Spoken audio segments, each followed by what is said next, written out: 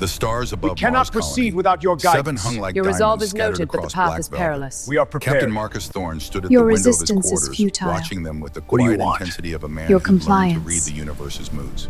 52 years of life had taught him that silence often spoke louder than words.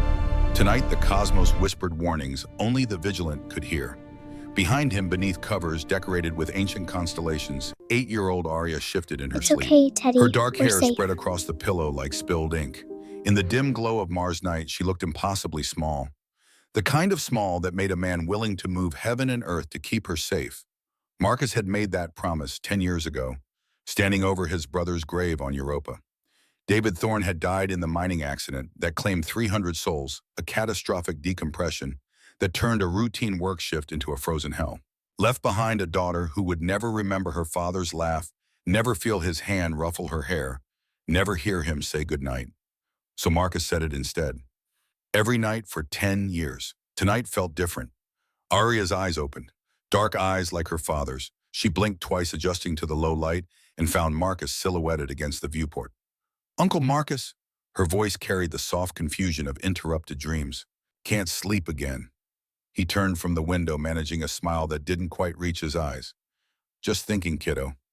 About tomorrow, the day the aliens would arrive. The day humanity would learn whether the universe held friends or predators."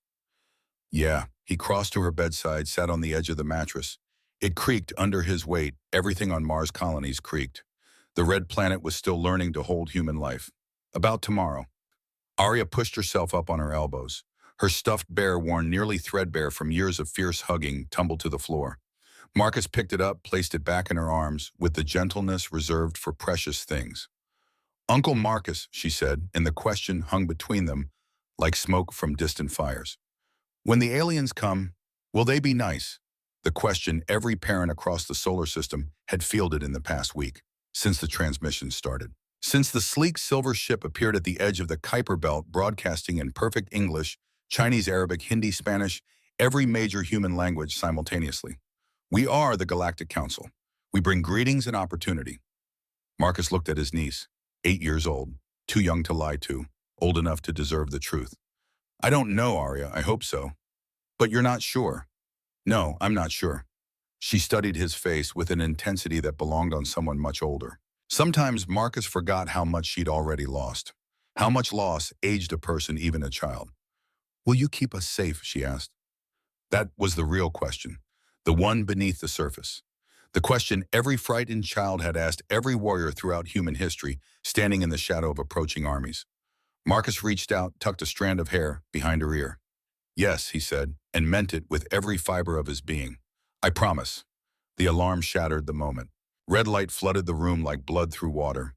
The emergency broadcast system, silent for 3 years, roared to life with a sound like tearing metal. Arya's hands flew to her ears. Marcus was already moving combat instincts, overriding everything else. "Attention all personnel. Unidentified vessel approaching Mars orbit. This is not a drill. Repeat, this is not a drill. All military personnel report to stations immediately." Marcus grabbed his jacket from the chair, already calculating distances, trajectories, response times. The council ship wasn't supposed to arrive until tomorrow. Early arrival meant either eagerness or deception. Neither option felt promising. "Arya, I need you to stay here." He was pulling on boots, checking the tactical display on his wrist unit. "Lock the door behind me. Don't open it for anyone except you." She climbed out of bed, clutching her bear. Her voice trembled, but held firm. "I know the drill." He paused at the door, turned back. She looked so small in her pajamas covered with cartoon rockets, so impossibly fragile against the enormity of what might be coming. "I'll be right back," he said. Promise. He thought of his brother, of Europa, of the 300 souls who went to work one day and never came home, of how the universe didn't care about promises made by mortal men. "Promise," he said anyway. The doors sealed behind him with a hiss of pressurizing air. In the corridor, emergency lights painted everything the color of warning. Marcus ran. The observation deck of the UEDAF Command Center offered an unobstructed view of Mars and the void beyond. 3 stories of reinforced glass designed to make commanders feel like gods surveying creation. Tonight it made Marcus feel like an insect watching a boot descend. The ship hung in the black like a silver tear suspended in nothing. It defied every principle of human engineering Marcus had learned in 30 years of military service. No visible engines, No heat signatures, no exhaust trails or radiation emissions. It simply existed in space, graceful as a swan on still water, impossible as a fever dream. Beautiful. Terrifying. Contact established 2 minutes ago. Colonel Vincent Shaw stood at Marcus's shoulder, his weathered face illuminated by tactical displays. At 67, Shaw was among the oldest serving officers in the ONE EDF, a Europa crisis veteran who'd seen humanity at its worst and somehow still believed in its capacity for better. Ship designation, diplomatic vessel Eternal Twilight. They're requesting permission to establish orbit. Permission.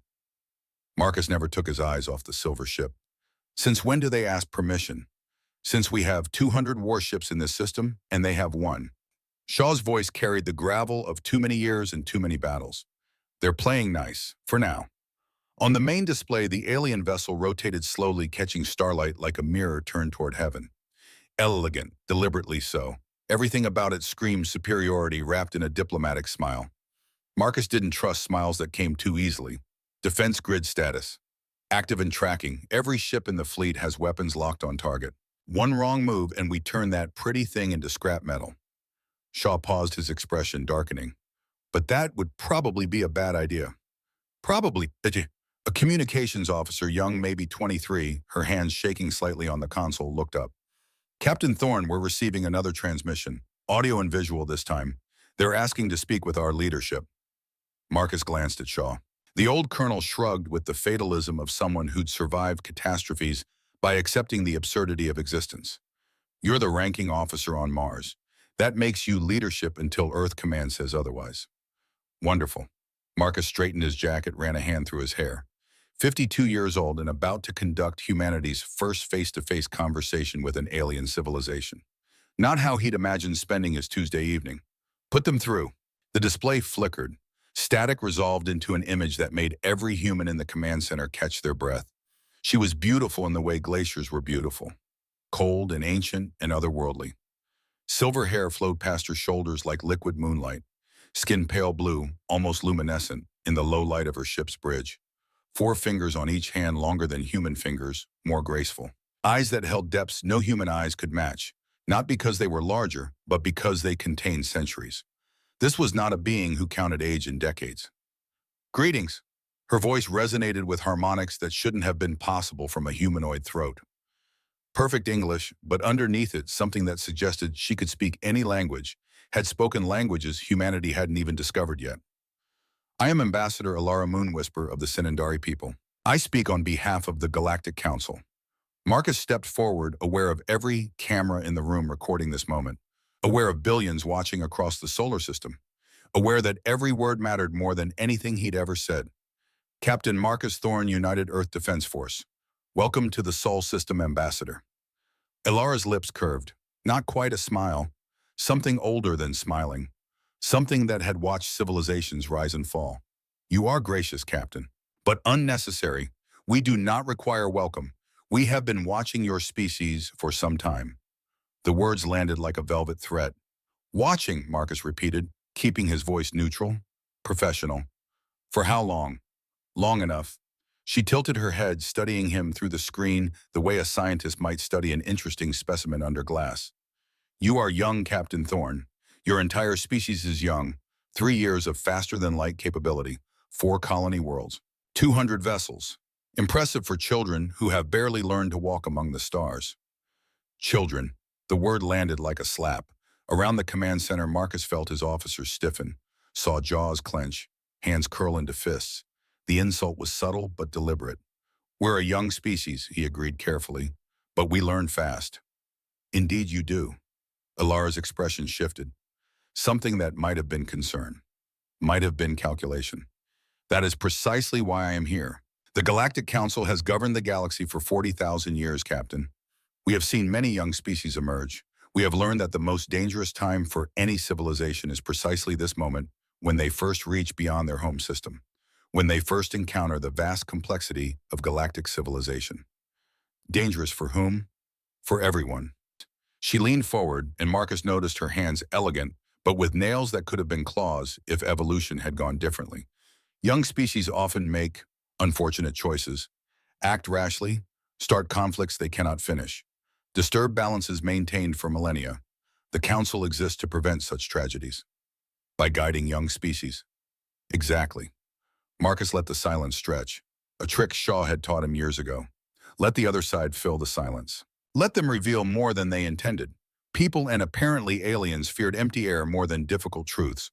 Alara did not fill the silence. She waited with the patience of someone who had lived 800 years and could wait 800 more, who had outlasted kingdoms and would outlast this conversation. Finally, Marcus spoke. What exactly does this guidance entail, Ambassador? We will discuss the details on Earth. I have requested permission to land in Geneva at your United Nations headquarters. I carry a treaty proposal from the Council. Standard integration terms for all species joining galactic civilization. Standard terms. Yes, nothing unusual. 17 species have accepted these exact terms over the past 40,000 years. All have thrived under Council guidance. 17 species. The number felt important. Marcus filed it away in the part of his mind that collected puzzle pieces. When do you want to land? Tomorrow, midday Geneva time. I trust this is acceptable. It wasn't a question. The phrasing suggested consultation while the tone conveyed inevitability. Marcus looked at Shaw. The old colonel's face remained neutral, but his eyes said everything. This is a test. How we respond matters more than what we say. Tomorrow is acceptable, Marcus said. We'll have a delegation ready to receive you. Excellent, Alara stood.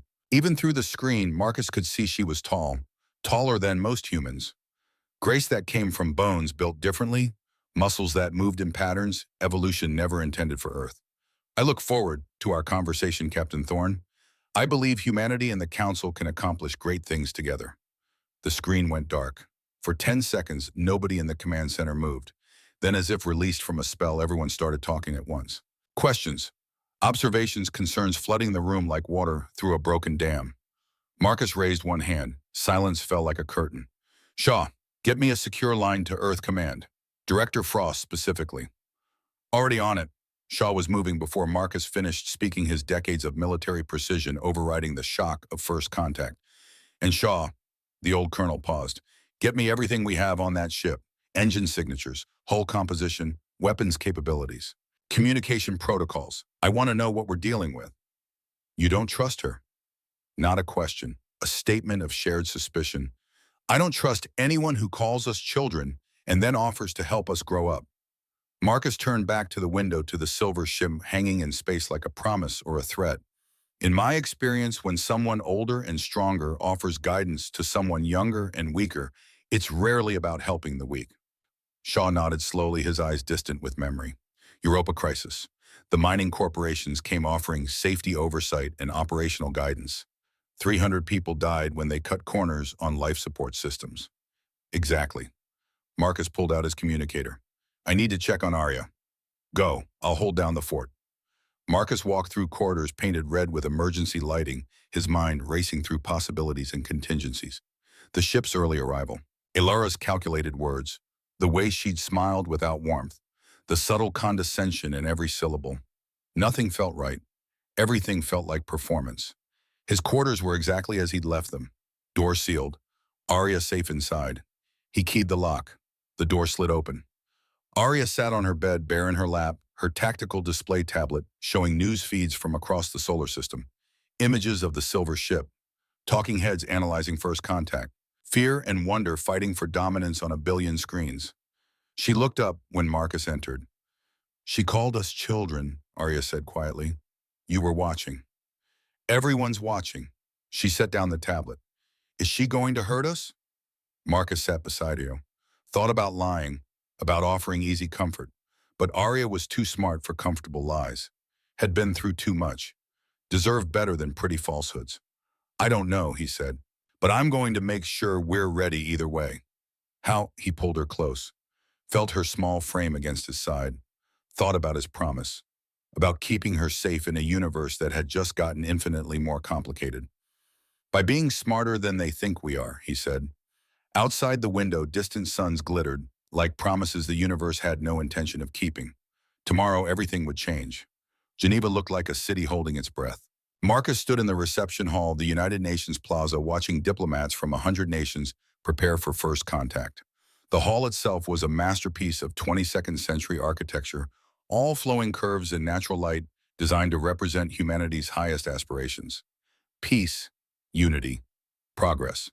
Today it felt like a stage set for a play nobody had rehearsed. Director Evelyn Frost stood at the center of the organized chaos, coordinating delegations with the efficiency of a conductor leading an orchestra through a difficult symphony. At 48, Frost was the youngest director of the UN Diplomatic Corps in history. Sharp cheekbones, gray-streaked hair pulled back severely, eyes that missed nothing and forgot less. She saw Marcus approaching and excused herself from a cluster of nervous ambassadors. "Captain Thorne, I was hoping you'd arrive early. Couldn't sleep. Join the club." She guided him away from the crowd toward a quieter corner where conversations couldn't be overheard. "I've been reviewing the transmission logs from last night. Your conversation with Ambassador Moonwhisper. And she's good, very good. Every word carefully chosen. The compliments perfectly balanced with subtle condescension. The offer of help framed as inevitable necessity." Frost's expression remained neutral, but her voice carried an edge sharp enough to cut. "She reminds me of every duplicitous negotiator I've ever sat across from. Just better at hiding it." Marcus nodded. "You caught that too. I've spent 20 years negotiating with people who smile while planning to destroy you." Frost's eyes tracked movement across the hall, security sweeps delegation positioning the careful choreography of diplomatic theater. "She reminds me of the worst of them, the ones who truly believe their cruelty is kindness. So what do? We play along, accept the treaty presentation, smile, nod, ask intelligent questions, request time to consider." She glanced at the main doors where security personnel were doing final sweeps. "And while we're being diplomatic, you and your people figure out what the hell they're really up to." "Already on it. Shaw's running every analysis we have, trying to understand their technology, their capabilities, their—" "Captain," Frost touched his arm, "I need you to understand something. Whatever they're offering, we can't accept it without knowing the full truth. But we also can't afford to antagonize them. Not until we know what we're dealing with." "You think they're dangerous?" "I think anyone who's governed a galaxy for 40,000 years didn't do it by being nice." She paused, and for a moment the diplomatic mask slipped. "I have 3 children, Marcus. Twin boys at university, a daughter in high school. When I look at that ship up there, I don't see opportunity. I see a threat to everything I love." Marcus thought of Arya, of her question last night. "Will they be nice? Then we'll be careful," he said. "No." Frost's eyes hardened to flint. "We'll be smart. There's a difference." The main doors opened. Ambassador Alara Moonwhisper entered like winter arriving in autumn. She wore robes that seemed to shift color, with the light silver fading to blue, darkening to purple at the edges. Her silver hair flowed unbound, defying gravity in subtle ways that suggested the physics around her worked differently than they should. Behind her, 2 guards in gleaming armor flanked the entrance. They carried no visible weapons, but radiated threat like heat from a furnace. The hall fell silent. Alara crossed the floor with measured grace, each step deliberate, each movement calculated for maximum effect. She stopped 3 meters from the assembled human delegation, and for a moment nobody moved. 2 species facing each other across an evolutionary gulf millions of years wide. Then she bowed, a slow, formal gesture that managed to convey respect and superiority simultaneously. "Director Frost, Captain Thorne, leaders of Earth." Her voice filled the hall without being raised. "I thank you for this welcome, for this opportunity to bring humanity into the community of civilized species." Frost stepped forward, returned the bow with equal formality. "Ambassador Moonwhisper, we are honored by your presence. Please join us." The formal reception lasted an hour. Pleasantries exchanged like currency. Cultural gifts presented with elaborate ceremony. Alara offering a crystal that captured starlight and released it slowly like bottled twilight. Frost responding with a handcrafted globe of earth ceramic and gold showing every continent and ocean in exquisite detail. All theater, all necessary. Finally, they adjourned to the conference chamber. Smaller, more intimate. Just the core delegations, Frost for Earth, Alara for the Council, and a handful of advisors on each side. Marcus stood against the wall, officially present, as military liaison unofficially there to watch and learn and remember everything. Alara settled into her chair with the ease of someone who had done this countless times, probably had. 800 years. How many civilizations had she visited? How many treaties signed? How many species had sat in chairs like these, listening to promises that turned to ash? "Let us begin," she said. Frost nodded. "Please." A holographic display materialized above the conference table. Text in multiple languages rendered in elegant script that somehow remained perfectly readable from any angle. Technology that made human holographics look like cave paintings. Alara gestured, and the text began to scroll with hypnotic smoothness.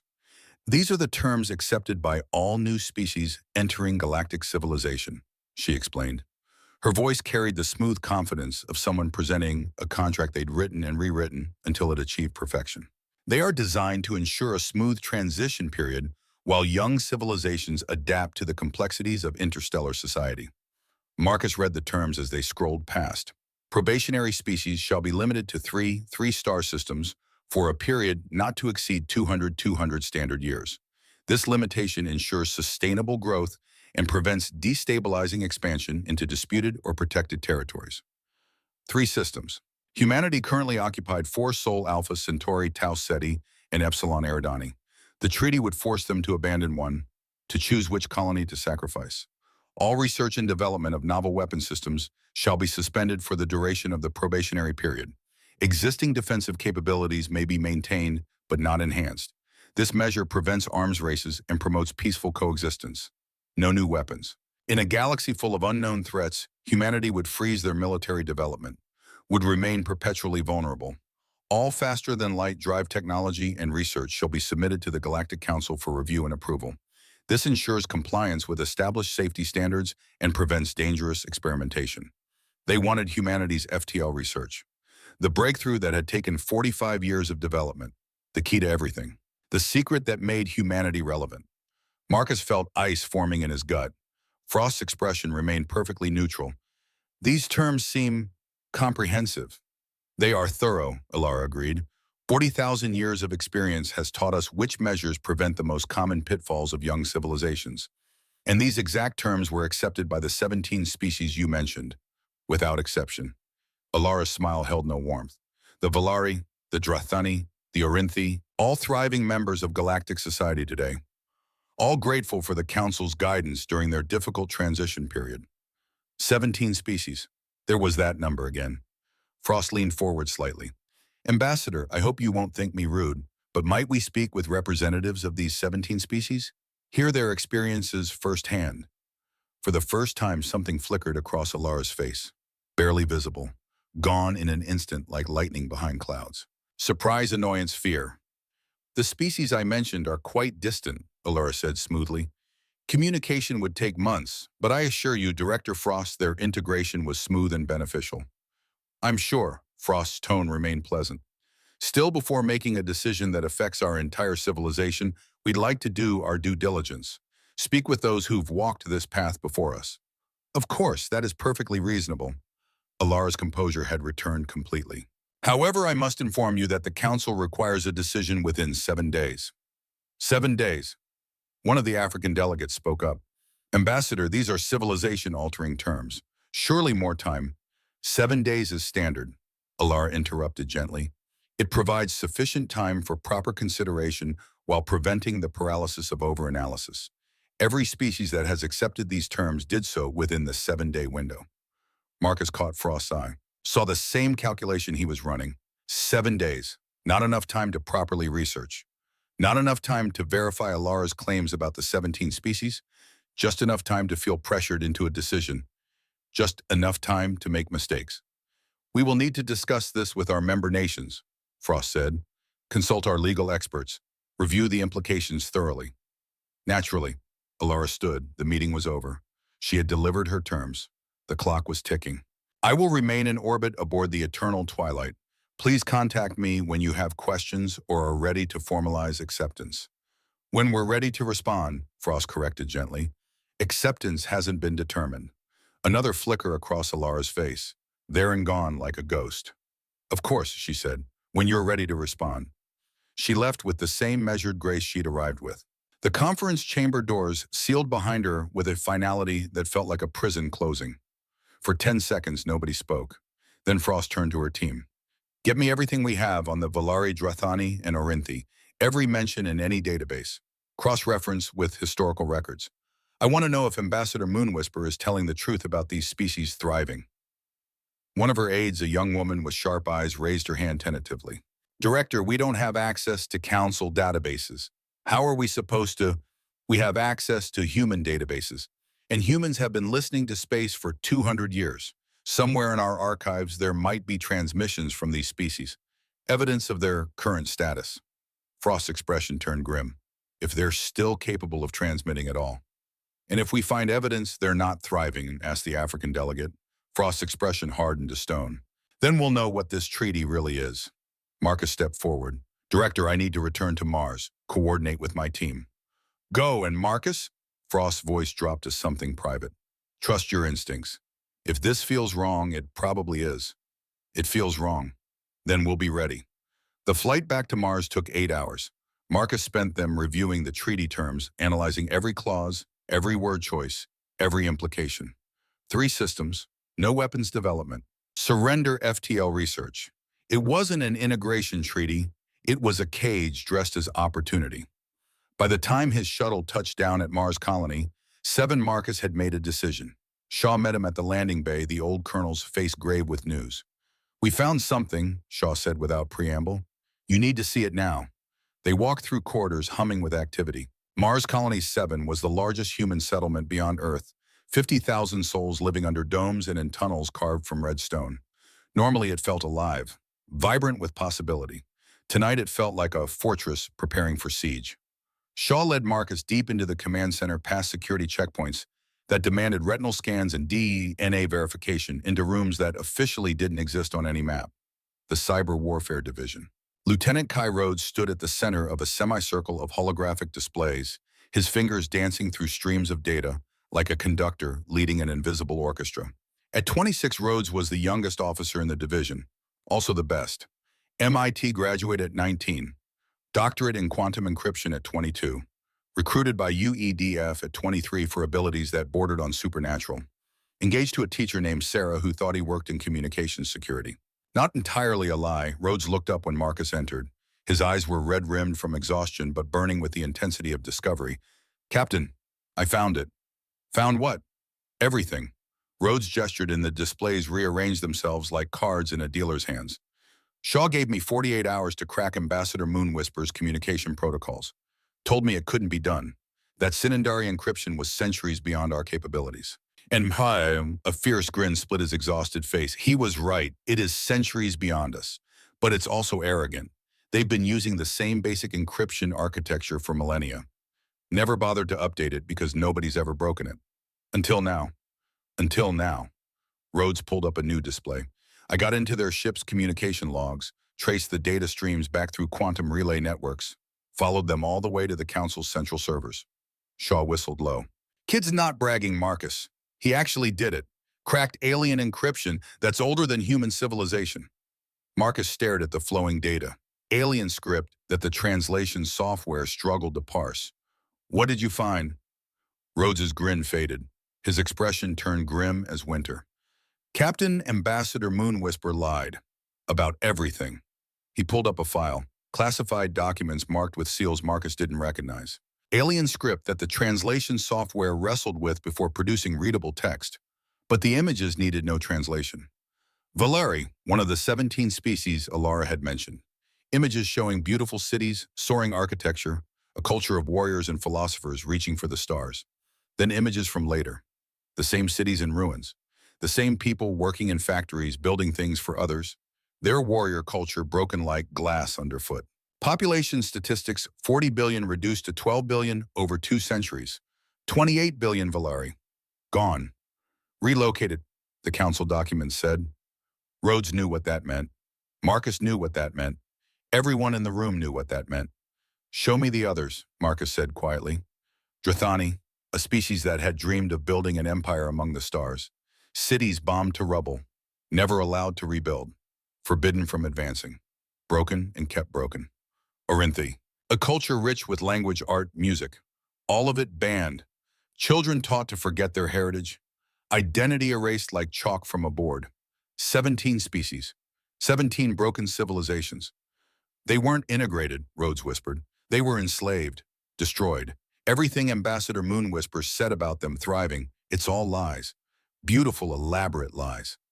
Marcus felt cold spreading through his chest like frost. What else is in those files? Rhodes hesitated, then pulled up another document. Operation Declawing. Protocol for Species Human.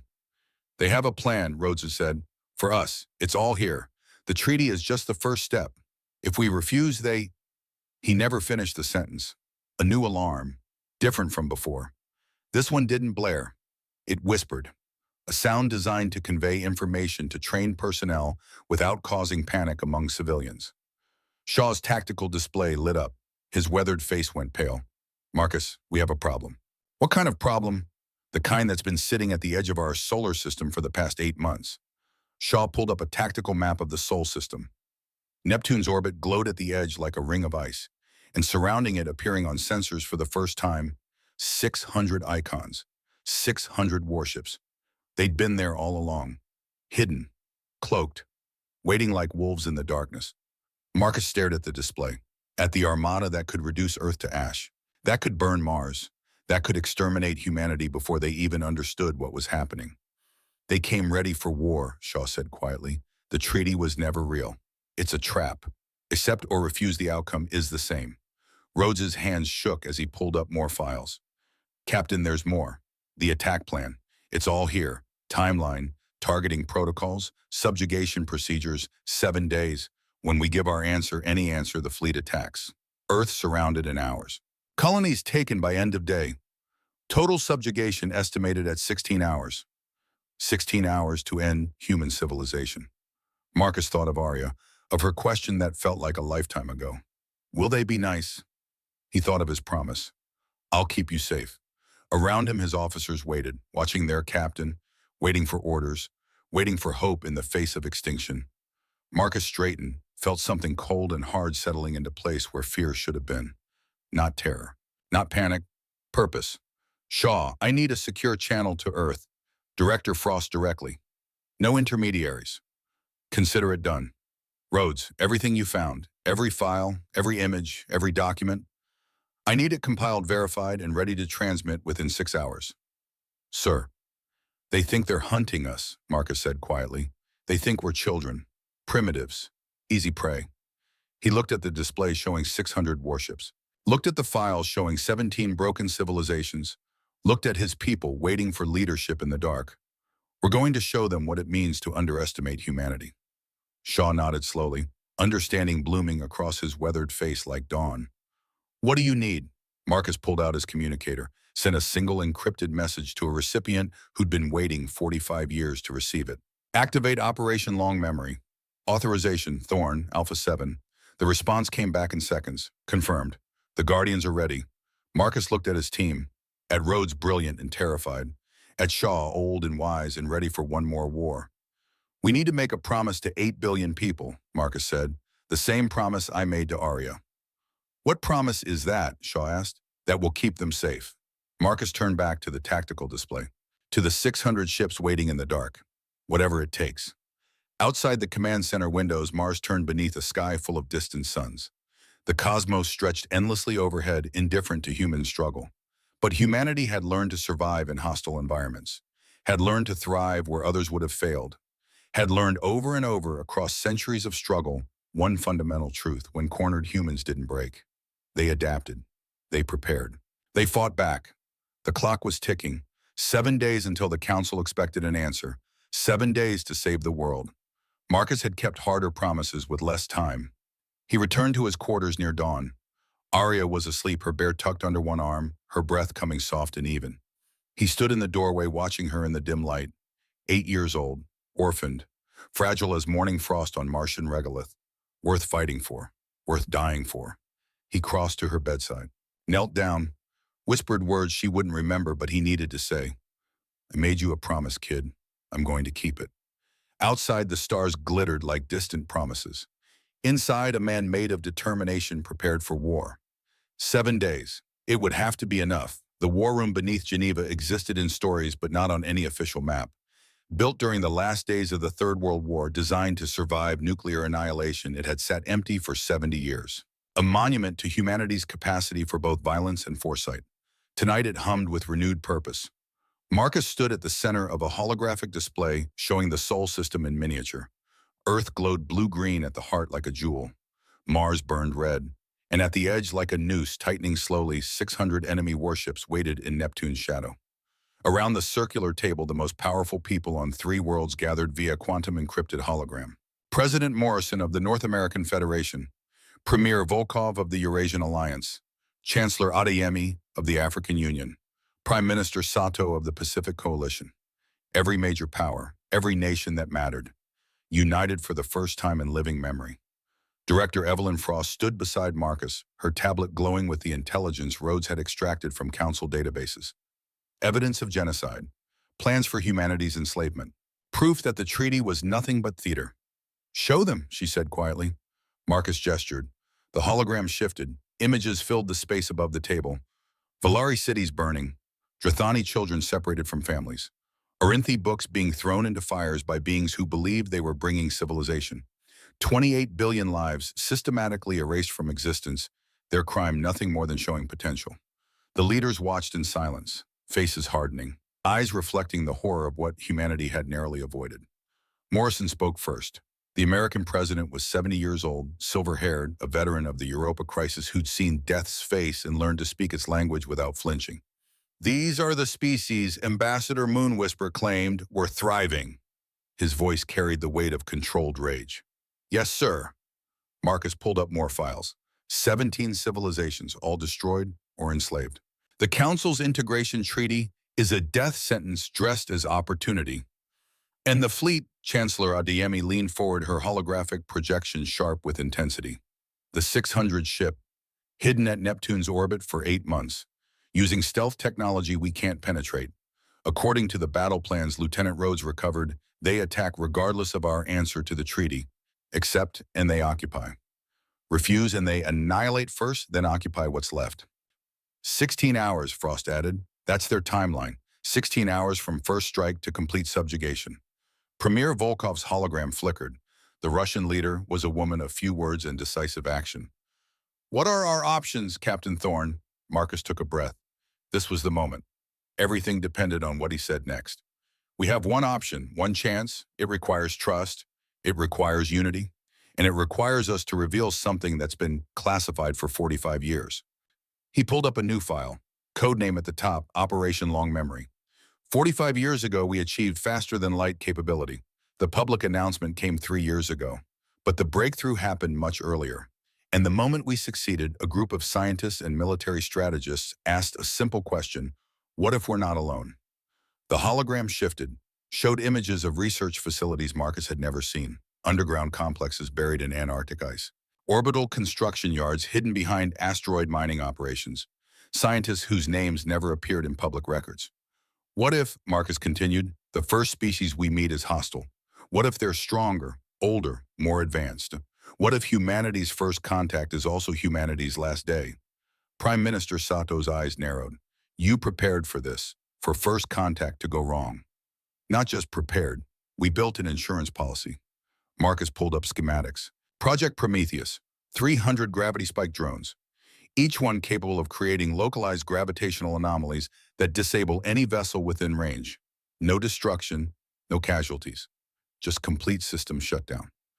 Morrison leaned closer to the projection, his expression shifting from shock to something like awe. This technology exists.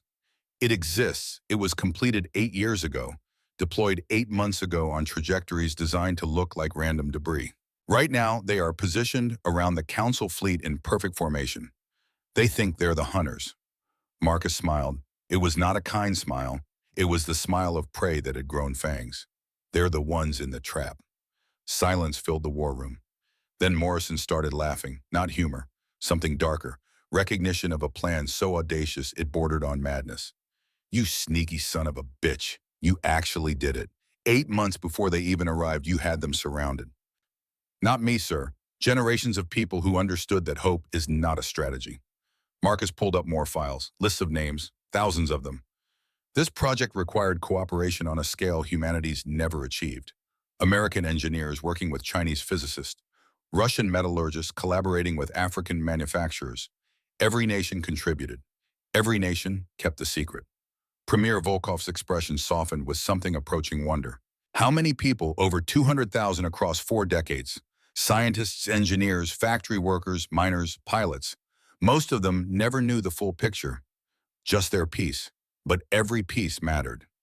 And they kept quiet. Chancellor Adeyemi shook her head in disbelief. 200,000 people, 45 years, not one leak. Because they understood what was at stake. Frost stepped forward. They understood that if we ever met others, we needed to be ready, not for war, for survival.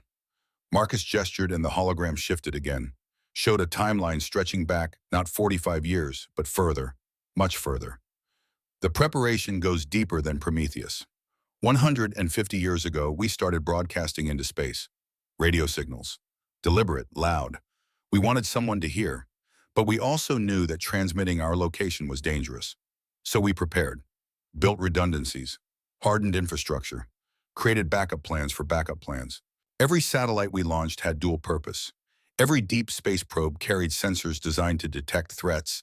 Every colony established defensive protocols from day one. We've been getting ready for this conversation for a century and a half. He paused. Let that sink in. Let them understand the scope of what had been hidden in plain sight. The Council thinks we're children stumbling into a dangerous universe. They're wrong. We're a species that survived ice ages, plagues, world wars, and our own worst impulses.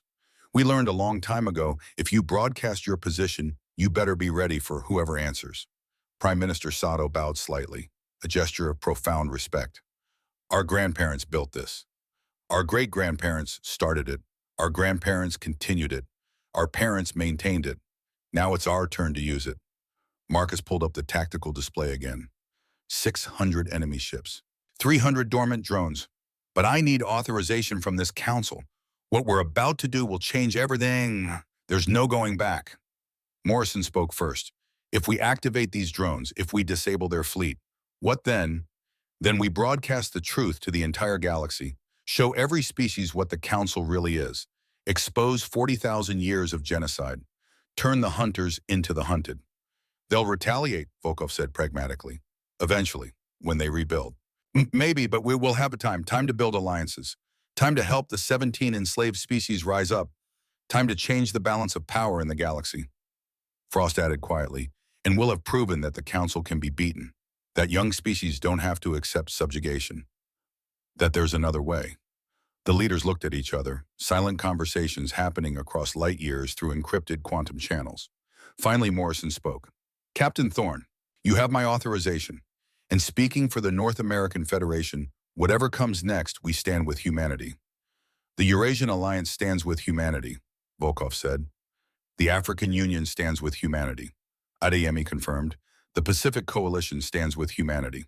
Sato finished. One by one, every representative on the council spoke the same words. Different accents, different languages. Same meaning, same commitment. Marcus felt something tighten in his throat. Throughout human history, getting nations to agree on anything was like herding cats through fire. But tonight, facing extinction, they'd achieved what peacetime never could. Unity. Thank you, he straightened to attention. I won't let you down.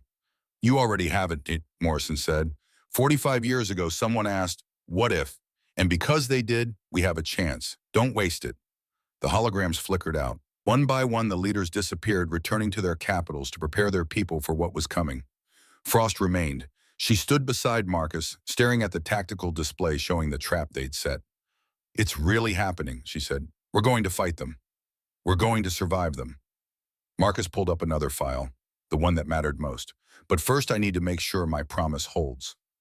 The file showed Mars Colony 7, security protocols, evacuation routes, civilian shelters deep in the red rock. One name highlighted Arya Thorne, age 8, location Mars Primary School, Section 7. She's safe, Frost said. The colony's already moving civilians to deep shelters. Just a precaution they're telling people. Routine drill. She'll know better. She's too smart for comfortable lies. Then she'll know her uncle is protecting her. Sometimes that's enough. Marcus hoped so. God, he hoped so. The countdown had become a living thing. Every person in the Sol system felt it ticking in their bones, heard it in the silences between words, saw it in the way people held their children a little tighter, as if love could armor them against what was coming. On Mars, Lieutenant Kai Rhodes hadn't left the Cyber Warfare Division in 48 hours. He worked surrounded by holographic displays showing data streams from across the system. council communications, diplomatic channels, military frequencies, everything. His team had nicknamed him Cypher for his ability to crack encryption that should have been impossible. Now he was living up to that name, peeling back layers of council security like skinning an onion that had been growing for millennia. His hands moved through the holograms with practiced grace, every gesture pulling up new files, every swipe revealing new secrets that had been hidden for longer than human civilization existed. Talk to me, Cypher. Shaw stood behind him, the old kernels of presence reassuring in its permanence. What have you got? Everything. Rhodes's voice carried exhaustion and exhilaration in equal measure.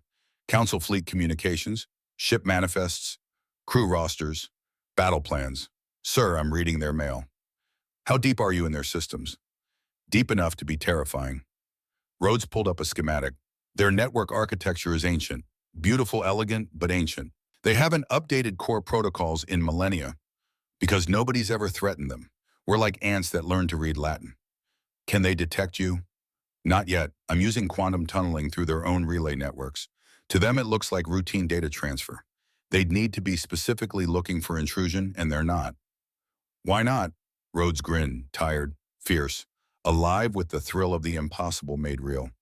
Because they think we're primitive, sir. They think our technology is centuries behind theirs. They're not wrong, our baseline is behind. But our cutting edge, he gestured at the displays with something approaching pride. Our cutting edge is hungry and angry and tired of being called children. Shaw nodded slowly. What else have you found? The grin faded. Rhodes pulled up new files with hands that trembled slightly. The 17 species. I found their current status. Ambassador Moonwhisper's description of them thriving was, we know, the captain showed the council. 28 billion Valari dead. Drathani broken. Orinthi erased. It's worse than that, sir. Rhodes's hands shook as he pulled up population charts. The genocide is ongoing. The Valari are still dying. Forced labor, malnutrition, systematic despair. Their population drops by another million every decade. At current rates, they'll be extinct in 4 centuries. He pulled up more data. Images that made Shaw's jaw clench with rage, older than Mars itself. The Drathani, their cities are deliberately kept in ruins. Council policy. Official documentation calls it visual deterrence. A reminder of what happens to species that resist. Children born in the rubble, growing up in the shadows of what their ancestors built. Never allowed to repair it. Never allowed to forget. And the Orinthi, cultural extinction in slow motion. Their language is spoken only in secret. Parents teaching children in whispers like fugitives in their own homes. If caught, the punishment is... Rhodes stopped, swallowed hard. They separate families. The children are re-educated, taught that their heritage was primitive, shameful, better forgotten, better erased. Shaw closed his eyes. 60 years of military service had shown him humanity's capacity for cruelty. The Europa crisis, the Mars riots, the Belt Wars. But this was something else. This was systematic, industrial, evil refined over millennia into policy. How do they justify it? He asked quietly. They don't, not internally. Rhodes pulled up a council memorandum, dated 8,000 years ago, written in bureaucratic language that made atrocity sound like gardening. They call it pruning, like trimming a hedge. Species that grow too fast, too strong, too independent, they prune them back for the health of the garden. We're not plants. No, sir. But they've been doing this for 40,000 years. It's not evil to them. It's maintenance, pest control, necessary trimming to maintain order. Shaw looked at the files, at the evidence of genocide spanning longer than human civilization had existed, at the cold bureaucratic language describing horrors that should have been unthinkable. Keep digging, he said. Find everything. When the captain broadcasts this to the galaxy, I want every species to see exactly what the council is. Already on it, sir. I'm compiling... The alarm cut him off. Not the standard proximity warning, not the general alert. This was different, specific. A sound Rhodes had never heard before but had been trained to recognize. Cyber attack. They found me. Rhodes's hands flew across the displays, building defenses, even as enemy code poured through the network like poison. Counterstrike incoming through the network. They must have detected the intrusion. Sir, I need to cut the connection. Now. Can't. It's quantum tunneled. If I sever suddenly, it'll cause feedback through our entire network. Could fry every system we have. We'd be blind. Then what do? Rhodes was already moving. pulling up defensive protocols, building firewalls, creating decoy nodes to absorb the attack like lightning rods. I slow them down, give our systems time to safely disconnect. Just needs 60 seconds. On the display's enemy code poured through the network like acid through flesh. Aggressive, adaptive, designed by beings who'd been writing malicious code since before humanity discovered fire, Rhodes fought back, line by line, building barriers, redirecting data streams. His fingers danced through holograms with desperate speed. "Come on," he whispered. "Come on, just need 30 more seconds." The enemy code adapted, broke through his first firewall like paper. His second crumbled. "Cipher. I see it." Rhodes redirected the attack through a decoy server. Bought himself 10 seconds. Used them to build another barrier thicker, stronger. The code broke through again, faster this time. Learning, evolving. 15 seconds to safe disconnect. 10 seconds. "Almost there," Rhodes breathed. Sweat dripped down his face. His hands never stopped moving, conducting a symphony of digital warfare. 5 seconds. The enemy code found a gap in his defenses. Poured through like water through a crack in a dam, headed straight for the main server. 3 seconds. Rhodes made a choice. He redirected the attack, away from the main servers, away from the network that protected humanity, into his personal terminal, into himself. "Cipher, no." The terminal exploded in a shower of sparks and light, not physically, but the feedback surge was real enough. Rhodes's neural interface, the direct connection that let him work so fast, think so clearly, process so much, channeled the attack straight into his nervous system like lightning through copper wire. He screamed, collapsed. Shaw caught him as he fell, lowered him to the ground. The kid's body was seizing, blood trickling from his nose, his ears, the corners of his eyes like tears of crimson. "Medic," Shaw's voice cracked with something that might have been fear. "I need a medic now." But he knew. 60 years of war taught a man to recognize death when it was coming. Taught him the difference between wounds that could be healed and wounds that were already final. Rhodes's eyes focused, found Shaw's face through the haze of pain. Did I save it?" His voice was barely a whisper. "You saved it." Shaw held him with the gentleness reserved for the dying. This brilliant kid who'd cracked alien encryption older than human civilization. Who'd given humanity the intelligence it needed to survive. "You saved everything, son." "Good." Rhodes's breathing turned shallow, rapid, each breath shorter than the last.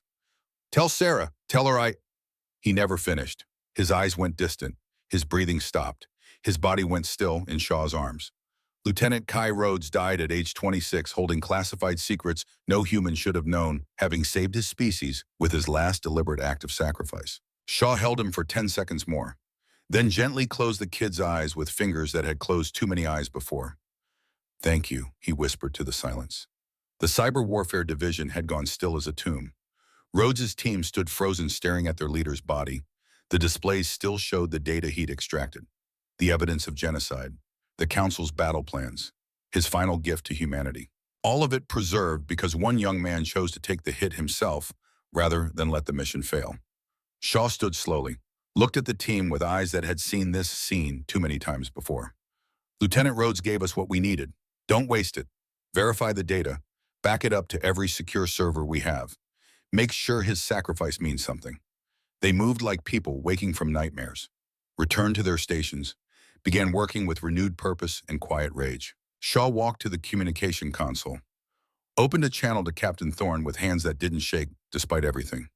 "Sir, I need to report a casualty." Marcus stood in his quarters staring at the message on his display.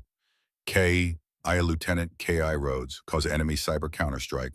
Status classified. The first death. Not the last, but the first.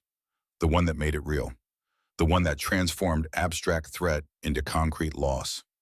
He thought about Rhodes, brilliant, young, engaged to a teacher who thought he worked in communication security, who would get a visit from officers in dress uniform, who would receive folded flags and medals and words that meant nothing in the face of loss. Marcus pulled up Rhodes's personnel file, found the emergency contact information. Sarah Martinez, age 25, middle school science teacher. Address in New Phoenix, Earth. He opened a new message, started typing. "Miss Martinez, I regret to inform you," he deleted it, started again. "Sarah, you don't know me, but Kai talked about you constantly." He deleted. "How do you tell someone their world just ended? How do you explain that the person they loved died saving billions of people who would never know his name? How do you put into words the mathematics of sacrifice? The door chimed. Come in.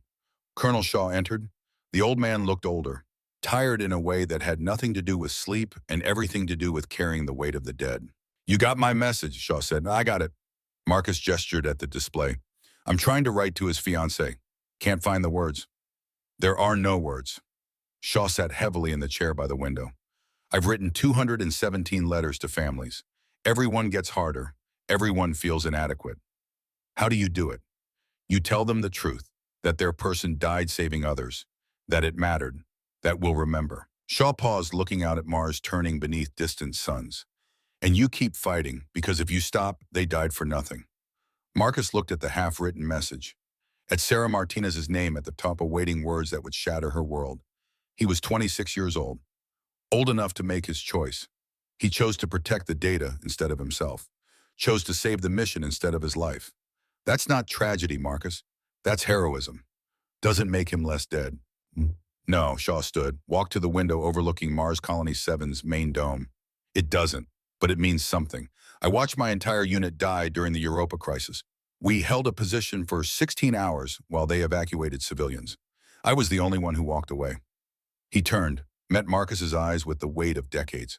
For 40 years, I've carried their names, remembered their faces, made sure their choice mattered by living well, by fighting for things worth dying for. Lieutenant Rhodes joined them tonight. Now we carry his name too. Marcus closed the message window. He'd finish it later, when he found words that didn't feel like ash in his mouth. The data he extracted, is it secure, every byte, verified and backed up across 17 redundant servers. Shaw pulled out a data chip, placed it on Marcus's desk with the reverence of placing flowers on a grave. 40,000 year of council crimes, proof of genocide. Current status of the 17 species. Battle plans. Fleet compositions. Communication protocols. Rhodes cracked their entire network before they killed him. Marcus picked up the chip. It felt heavier than it should have. Heavy with the weight of civilizations destroyed and one life given. This changes everything. This ends everything. For them. Shaw's voice carried cold certainty. When you broadcast this to the galaxy, the Council's reign is over. They can't survive the truth. A knock at the door. Marcus called permission to enter. A young corporal stepped in, saluted crisply. Sir, you have an incoming communication from Earth. Director Frost, eyes only, maximum encryption. Put her through. The corporal left. A moment later, Frost's face appeared on the holographic display. She looked like she'd aged 5 years in 3 days. Marcus, I heard about Lieutenant Rhodes. I'm sorry. So am I, Marcus gestured at the data chip. But he gave us what we need. I know. I've been reviewing the files your people transmitted. It's worse than we thought. She pulled up documents on her end. I've been trying to verify the Council's claims about the 17 species. Contacted every archive, every historical database we have. Found transmissions from some of them. From before. Before the Council. Before they were destroyed. The Valari broadcasted poetry. Mathematical proofs. Philosophical treatises. The Drathani sent messages to other species trying to build alliances. The Orinthi shared music. Her voice cracked slightly. They were reaching out, hoping to join a community of civilizations, and the Council murdered them for it. Marcus felt something cold and hard settling in his stomach. How many? 73 billion beings across 17 species. That's the conservative estimate. Some of the population data is incomplete. The real number might be higher. 73 billion, more than 10 times Earth's current population. Erased, enslaved, destroyed for 40,000 years for the crime of dreaming too big. Evelyn, Marcus said quietly, I need to ask something that matters. Go ahead. When we win, when we disable their fleet and broadcast the truth, what happens to them, the Council leaders, the ones who ordered this? Frost was silent for a moment. Then what do you want to happen? Part of me wants to execute them, line them up and put them down like the monsters they are. And the other part remembers that we're supposed to be better than they are. Marcus looked at the data chip, at the evidence of genocide preserved by one young man's sacrifice.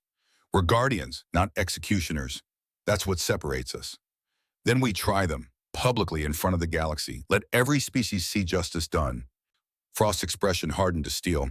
Not revenge, not mercy, justice. Let them spend the rest of their very long lives watching the species they tried to destroy rebuild. Let that be their punishment. Marcus nodded. I can live with that. Good, because I have something else to tell you, something you won't like. What? I'm going to meet with Ambassador Moonwhisper. Alone tomorrow. Absolutely not. It's too dangerous. It's necessary. Frost's tone left no room for argument. We have 4 days left until the treaty deadline. I need to look her in the eyes. Need to see if there's anything redeemable left in her. Need to try. Try what? To make her understand what she's doing. What she's been part of for 800 years. Frost's voice softened. Maybe it won't work. Maybe she's too far gone. But I have to try. Because if we can turn one of them, if we can show that even the council's own people can choose differently, it changes the narrative. It could also get you killed. I don't think so. Not yet. They still need the theater of the treaty process. They'll keep me alive until the deadline. She paused. Trust me, Marcus. I've been negotiating with monsters for 20 years. I know how to survive conversations with people who want me dead. Marcus wanted to argue, wanted to order her to stand down. But Frost wasn't military. She was civilian leadership. And more importantly, she was right. If they could turn Alara, if they could show that even council members could choose conscience over orders. Be careful, he said finally. Always am. Frost's image flickered. 4 days, Marcus. Then we change everything. The connection closed. Shaw had listened to the entire conversation in silence. Now he spoke. She's braver than most soldiers I've known. I know. Marcus stood, walked to the window. Outside, Mars Colony 7 glowed under its protective dome. 50,000 people going about their lives unaware that their survival hung on decisions being made in rooms they'd never see. Shaw, get me the memorial wall files. Sir, Lieutenant Rhodes earned a place on the wall. So will others before this is over. I want to be ready. Shaw's expression shifted, understanding and sorrow mixing like oil and water. How many more do you think we'll lose? Marcus thought about the 600 enemy ships, thought about the battle to come, thought about the cost of fighting an empire that had ruled for 40,000 years. Enough to hurt, he said quietly, not enough to break us.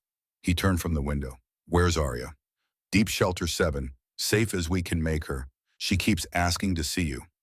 Tell her I'll visit tomorrow, after the Frost meeting, after we finalize the activation sequence. You going to tell her what's coming? She deserves to know. She's been through too much to be protected by lies. Shaw nodded, started to leave, paused at the door. Marcus, for what it's worth, I think your brother would be proud of you, of how you're protecting her. Marcus felt his throat tighten. I hope so. Shaw left. Marcus returned to the window, to the view of Mars under its dome, to the stars beyond glittering like promises no one could keep. Somewhere out there, 600 warships waited. Somewhere out there, 73 billion ghosts demanded justice. Somewhere out there, the future was being written in blood and hope and determination. Lieutenant Kai Rhodes had added his page to that book. Marcus intended to make sure the story ended well. He pulled up the message to Sarah Martinez. Started again. Sarah, this morning the man you loved saved 8 billion lives. He died protecting information that will change the course of human history. He was brilliant, brave, and in his last moments he thought of you. I cannot bring him back. I cannot ease your pain, but I can promise you this. His sacrifice will not be forgotten. His name will stand with the greatest heroes humanity has ever known. And when this is over, when we've won the future he died protecting, I will personally tell you everything he did, everything he meant, everything he saved. Until then, know that the universe is lesser without him, and humanity is greater because he lived. Captain Marcus Thorne, United Earth Defense Force. He sent it before he could second-guess the inadequate words. Then he opened a new file. Memorial Wall, Operation Long Memory Name, Lieutenant Kai Cipher, Rhodes Status K. I have Final Act Protected Critical Intelligence Notation. First Guardian to fall, will not be the last, will not be forgotten. Marcus saved the file. Outside, the cosmos stretched endlessly. Inside, a man made of promises, prepared to keep them. 4 days until the deadline. 4 days until everything changed. The first Guardian had fallen, but the war had only just begun. Director Evelyn Frost sat across from Ambassador Alara Moonwhisper in a small conference room aboard the Eternal Twilight. No guards, no advisors, no diplomatic protocols. Just two women separated by 800 years and an ocean of blood. Alara had prepared tea, some kind of alien blend that smelled like starlight and tasted like regret-made liquid. Frost sipped it politely, noting everything. The elegant pumps, the ceremonial precision, the careful performance of civilization. I admit, Alara said, I was surprised when you requested this private meeting. I wanted to talk, without theater, without performance. Frost set down her cup. Just two people being honest. Honesty. Alara's smile held centuries of practice at diplomatic masks. An interesting choice of words. Ambassador, I'm going to ask you a question. I'd like an honest answer. Of course. Did the Valari have children? The smile froze. For just a moment, something flickered across Alara's face like lightning behind clouds. Then the mask returned smooth as ice. I don't understand the relevance. When you delivered the integration treaty to the Valari 15,000 years ago, and they refused, and your fleet reduced their population by 28 billion, did they have children? Silence fell like snow. Did the Drathani mothers beg you to spare their cities? Alara's hands trembled slightly. She set down her own cup with exaggerated care. Did the Arinthi children cry when you forbade them from speaking their own language? Director Frost. I have 3 children, Ambassador. Frost's voice remained calm, conversational, deadly as poison. Twin boys at university, a daughter in high school.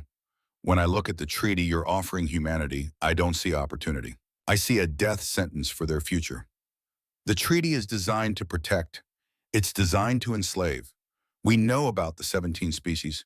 We know what really happened to them. We've seen the evidence. Ilara went very still. That information is classified. We're smarter than you think. Frost leaned forward. We know about the fleet at Neptune. We know about Operation Declawing. We know this is a trap. Accept or refuse, you plan to destroy us. For the first time in 800 years, Ilara Moonwhisper looked genuinely afraid. How? We're human, we're paranoid, we're too stubborn to accept extinction quietly. Frost's voice softened. But that's not why I'm here. I'm here because I wanted to understand. How does someone like you, someone who's lived 8 centuries, how do you sleep at night? Alara's composure cracked like ice under pressure. You think I sleep well? You think I don't see their faces? 28 billion Valeri, 11 billion Drathani, 9 billion Orinthi. I delivered the treaties. I smiled. I lied. I watched them die. Tears appeared in her eyes, ancient, terrible, real. For 800 years, I've told myself it was necessary, that young species need guidance, that the council maintains order, that I was serving the greater good. Her hands shook like leaves in wind. But tonight I looked at your human faces, saw your children playing, heard your music, and I couldn't remember why the Valari deserved to die. Couldn't remember what made the Drathani so dangerous. Couldn't remember why Arinthi culture needed to be erased. She looked at Frost with eyes that held centuries of guilt. I don't sleep well, Director. I haven't slept well in 800 years. Frost reached across the table, took Alara's hands. The ambassador flinched but didn't pull away. Then help us, Frost said quietly. You can't undo the past, but you can choose differently now. You can be the one who breaks the pattern. You don't understand. The council. The council is built on fear and lies. You said it yourself. How long can that last? 40,000 years so far. Nothing lasts forever. Frost squeezed Alara's hands. Tomorrow we're going to refuse your treaty. You know what happens next. The fleet attacks. Humanity fights back. Maybe we win. Maybe we lose. But either way, the galaxy will know the truth. Will know what the council really is. They'll destroy you. Maybe, or maybe we'll destroy them first. Frost released Alara's hands. But here's what I want you to remember, Ambassador. When the battle starts, when everything changes, when the council's reign begins to crumble, remember that we gave you a choice. Remember that we tried to be better than you were. Remember that humanity fought for justice, not revenge. She stood to leave. Director. Alara's voice cracked. What happens to me after? Frost paused at the door, looked back. That depends on what you do next. You can go down with the council, or you can be the first of them to choose differently, to testify to what you've seen, to help rebuild what was destroyed. I've committed genocide, yes, and you'll have to live with that, but you can also help make sure it never happens again. Frost's expression softened. 800 years is a long time to carry guilt. Maybe it's time to try carrying hope instead. She left.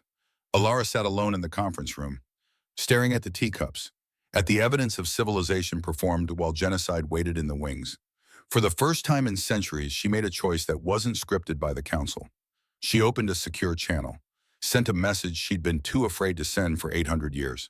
To Galactic Council, High Command from Ambassador Alara Moonwhisper, object urgent, recommend abort Operation Declawing.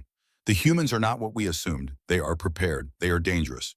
We should negotiate in good faith rather than attempt subjugation. Request withdraw fleet. Extend treaty deadline. Approach humanity as equals rather than subjects. She sent it before fear could stop her. The response came in 30 seconds. Request denied. Proceed as planned. Your concerns are noted and dismissed.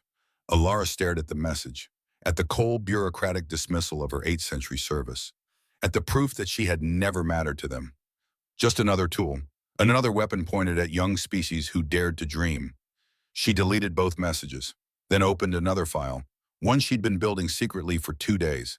Everything she knew about council operations, fleet deployments, communication protocols, weaknesses in their systems, shield vulnerabilities, command hierarchies. She sent it to an address director Frost had given her, encrypted, untraceable. Then she sat in the silence of her ship and wondered if 800 years of sin could be balanced by one act of redemption. Wondered if it was enough. Knew it wasn't. Did it anyway. Outside the window, Earth turned blue and green and beautiful below. Alara Moonwhisper looked at it and understood finally what she'd been destroying all these centuries. Hope. But maybe, just maybe, there was still time to protect it. 3 days until the deadline. 3 days until the universe changed. Alara sent one more message, this one personal, unencrypted, meant for human eyes. Thank you for giving me a choice. I'm sorry it took me 800 years to make the right one. Whatever happens next, humanity deserves to survive. Please remember that one of us tried to help, even if it's too late. Even if it doesn't matter, I will testify. I will tell the truth. I will spend whatever time I have left trying to repair what I helped break. It won't be enough, but it's all I have. She sent it. Then she sat in the dark and waited for dawn. The dawn came to Earth the way it always did, indifferent to human drama, unconcerned with the fate of civilizations. Light spread across oceans and continents, touched the peaks of mountains, warmed the glass towers of cities, where 8 billion souls woke to the most important day in human history. In Geneva, director Evelyn Frost stood at the window of her office watching the sunrise paint the Alps gold and crimson. She hadn't slept, couldn't sleep. In 6 hours, she would walk into the assembly hall and refuse the council's treaty, would speak the words that would trigger either humanity's salvation or its extinction. No pressure. Her tablet chimed, a message from an encrypted source. Alara's files had arrived. Frost opened them with trembling hands. Schematics of council warships, communication protocols, fleet deployment patterns, weaknesses in their stealth technology. Everything the ambassador had learned in 800 years of service, now handed to the species she'd been sent to destroy. At the bottom of the files, a personal note. This won't absolve me, but perhaps it will help you survive. That's all I can offer now. The truth and whatever small aid it provides. When this is over, I will stand trial for my crimes. I will testify to everything I've done. I will spend whatever remains of my life trying to repair what I helped break. It won't be enough, but it's all I have. May your children see tomorrow. May they build something better than we did. Frost closed the files, felt tears burning in her eyes like acid. Even monsters could choose redemption, even after 800 years. She sent the data to Marcus with a single line: the enemy just gave us their playbook. Then she dressed for war in the clothes of diplomacy. On Mars, Marcus stood in Deep Shelter 7, watching Arya sleep. The underground bunker was designed to survive direct bombardment. Reinforced walls 3 meters thick. Independent life support. Enough supplies to last 6 months. It felt like a tomb built for the living. Arya stirred, opened her eyes, saw Marcus and smiled that innocent smile that made promises feel both impossible and necessary. Uncle Marcus, you came. Promised I would. He sat on the edge of her cot. Around them, other families huddled in the shelter. Parents holding children. Elderly couples clutching each other. Humanity distilled to its essence fear and love and stubborn hope. Is it today? Arya asked. The day the aliens decide, yeah, kiddo, it's today. She sat up, clutched her bear, the threadbare one she'd had since her parents died. Are we going to be okay? Marcus looked at her, 8 years old, too young for comfortable lies, too smart for pretty falsehoods. I don't know, he said honestly. We're going to fight. We're going to do everything we can, but I can't promise it'll be enough. But you promised to keep me safe. I did, and I will, whatever it takes. Arya studied his face with that unnerving intensity children sometimes have, even if it costs everything. Even then.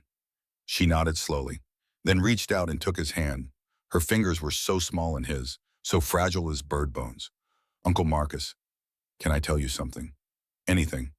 I'm not scared, because you're here. She squeezed his hand. You and all the other people fighting. I know you'll protect us. I know it. Marcus felt something crack in his chest. This absolute faith, this unshakable certainty that adults would keep her safe, that the universe would bend to protect children who believed hard enough. He wanted to deserve that faith, needed to deserve it. Get some rest, he said quietly. When you wake up, everything will be different. Good different. The best different I can make it. He kissed her forehead, stood to leave. Uncle Marcus, he paused at the door. I love you. 3 words, simple, devastating. I love you too, Arya. More than anything. He left before she could see the tears. Outside the shelter, Colonel Shaw waited. The old veteran handed Marcus a steaming cup of coffee without comment. How is she? Shaw asked. Brave, trusting, everything we're fighting for. Marcus drank the coffee. It tasted like ash and determination. Status. All Prometheus drones confirm ready status. Quantum communication network online. Every ship in the fleet at battle stations. Civilian evacuation 97% complete. Shaw paused. And we just received Ambassador Moonwhisper's data package. Strategic analysis says it's legitimate. She gave us everything. She's really doing it, turning on them. 800 years of guilt is a powerful motivator. Shaw pulled up a tactical display on his tablet. With her intel, we've identified weak points in their fleet formation. Power relay nodes that, if disabled, will cascade through entire battle groups. Casualties estimates. Shaw's expression darkened. If everything goes perfectly minimal. If it doesn't, he pulled up projection models showing possibilities Marcus didn't want to contemplate. Worst case, we lose 30% of the fleet. Best case, 15% with targeted strikes before Prometheus activates. 15% of 1,200 deployed personnel. 180 souls. Lieutenant Rhodes was the first, Marcus said quietly. How many more before this is over? As many as it takes, but Marcus, they know the stakes. Every person on those ships volunteered, knew what they were signing up for. Doesn't make them less dead. No, but it makes their deaths mean something. Marcus finished the coffee, set down the cup. It's time, get me a line to Director Frost. And Shaw. Sir, if I don't make it through this, make sure Arya knows everything. Why we fought, what we were protecting. Make sure she understands. Shaw's weathered face softened. You'll tell her yourself. Promise me anyway. I promise. They walked together through the corridors of Mars Command, past technicians preparing final system checks, past soldiers standing at attention, past the memorial wall where Lieutenant Kai Rhodes' name glowed in eternal light. The first Guardian to fall. Not the last, but remembered. Marcus stopped at the wall, placed his hand against Rhodes' name. We're about to finish what you started, he whispered. Hope you're watching. Then he walked into the command center to change the course of human history.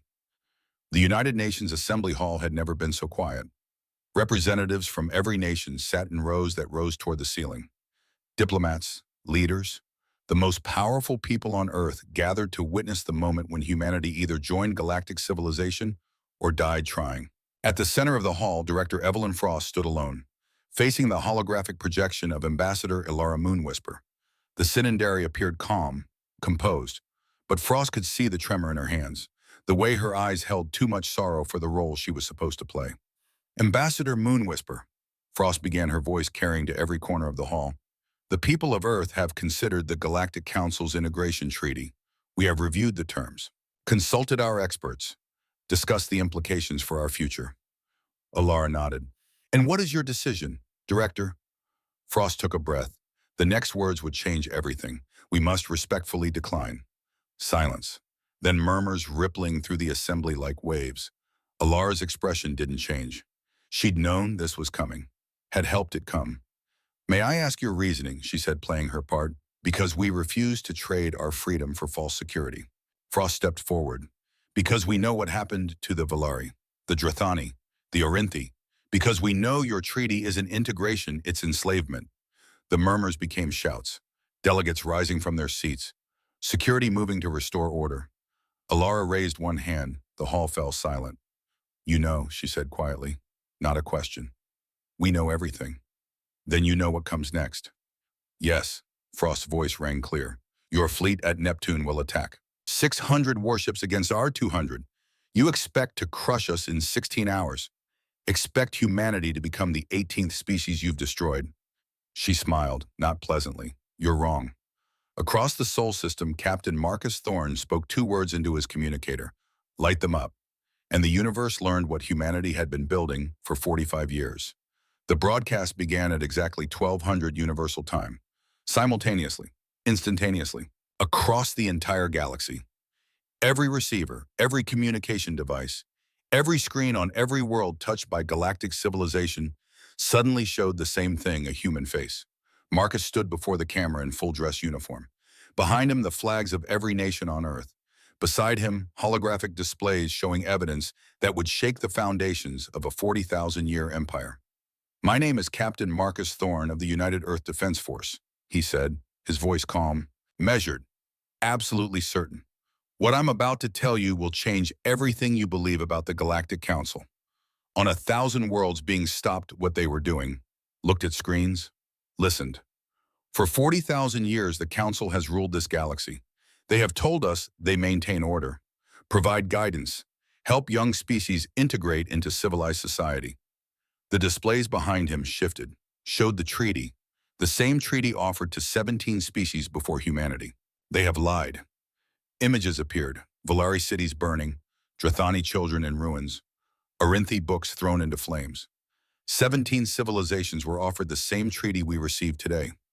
17 species were told they needed guidance, protection, help navigating the dangerous galaxy. His voice hardened. 17 species were destroyed. The evidence poured out, population statistics, death counts, testimonies from survivors. Video logs from council archives showing leaders celebrating successful pruning operations. 73 billion beings, erased.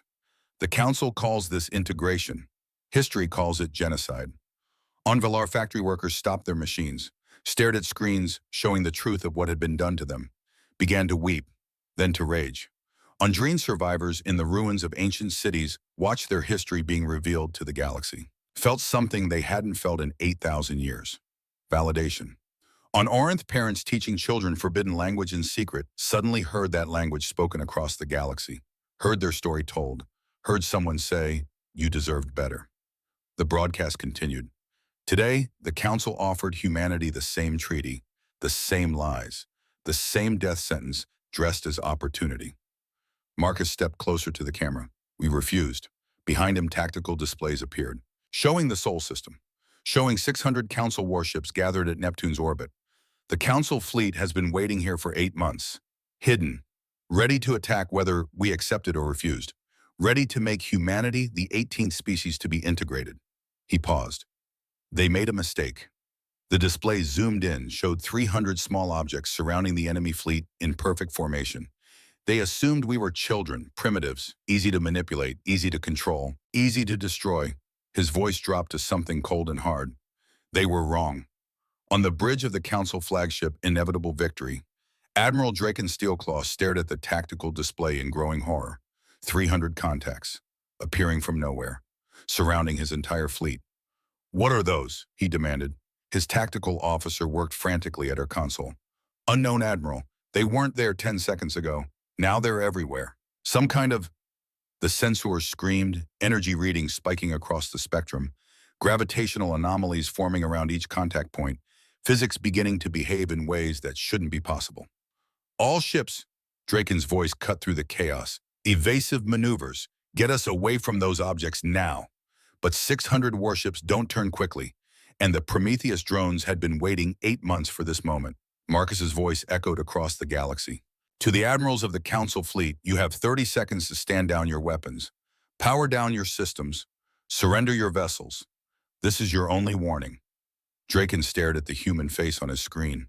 This primitive captain, this representative of a species that had possessed FTL for 3 years. This man who had somehow surrounded the most powerful fleet in galactic history. Ignore that transmission, Draken ordered. All ships weapons free. Target the human fleet. On my mark, 20 seconds, Marcus said. Draken's first officer, a young commander named Theiss, spoke quietly. Admiral, those objects, if they're weapons, if the humans have surrounded us, they're bluffing. They must be bluffing. 10 seconds. The tactical display showed the objects. 300 of them. Each one positioned with mathematical precision. Each one radiating energy signatures that suggested technologies the Council had deemed impossible. Admiral, please. Fire. 600 warships opened fire on the human fleet. Marcus's face on the screen showed no emotion. Time's up. He spoke into his comm. Activate Prometheus. Authorization Thorn Alpha 7. Across 300 points surrounding the Council fleet, dormant systems came online. Gravity spike generators, devices that created localized gravitational anomalies, that bent space-time in impossible ways, that turned physics from a law into a suggestion. Devices that humanity had developed in secret over 45 years, tested in deep space where no one was watching, perfected through trial and error and the stubborn refusal to accept that anything was truly impossible. Devices that the Council had never imagined. The activation was simultaneous, instantaneous, absolute. Second one, 300 drones activate. Gravitational fields spike to 11,000% of normal. Second two, space-time begins to warp around each drone. Matter responds in ways it wasn't designed for. Second three, the first Council ship loses power, then the second, then a dozen, then 100. Second four, gravity wells form. Not strong enough to crush, just strong enough to disrupt. Every system dependent on stable physics, engines, weapon shields, computers, begins to fail.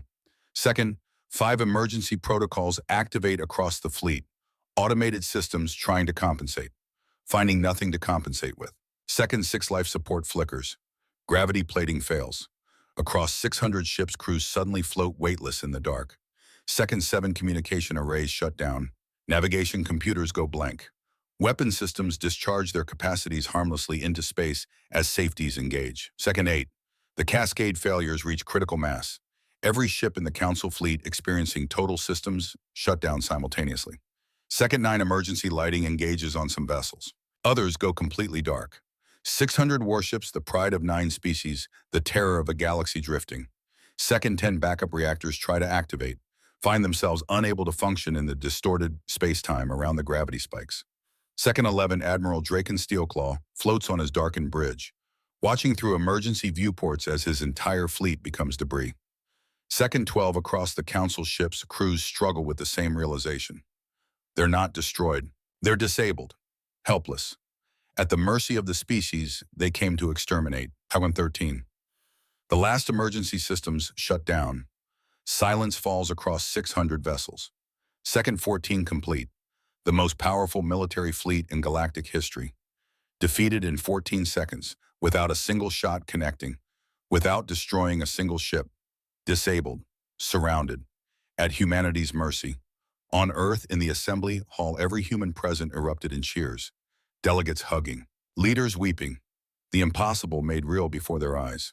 On Mars, in Deep Shelter 7, Thorn woke to the sound of celebration echoing through the corridors, looked at her bear, whispered, "He did it, Uncle Marcus did it." Across the human fleet, soldiers and sailors watched their tactical displays in awe, watched 600 enemy vessels floating dead, watched humanity achieve what every simulation said was impossible: victory. And on the bridge of the EDF flagship, defiant Captain Marcus Thorn felt no joy, only the weight of what came next.